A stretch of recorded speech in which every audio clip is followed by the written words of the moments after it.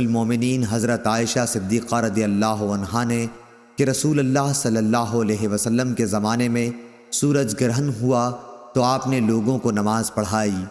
پہلے آپ کھڑے ہوئے تو بڑی دیر تک کھڑے رہے، قیام کے بعد رکوع کیا اور رکوع میں بہت دیر تک رہے، پھر رکوع سے اٹھنے کے بعد دیر تک دوبارہ کھڑے رہے لیکن آپ کے پہلے قیام سے کچھ کم، پھر رکوع کیا تو بڑی دیر تک رکوع میں رہے لیکن پہلے سے مختصر، پھر سجدے میں گئے اور دیر میں سجدے کی حالت میں رہے۔ دوسری رکعت میں بھی آپ صلی اللہ علیہ وسلم نے اسی طرح کیا۔ جب آپ صلی اللہ علیہ وسلم فارغ ہوئے تو گرہن کھل چکا تھا۔ اس کے بعد آپ صلی اللہ علیہ وسلم نے خطبہ دیا۔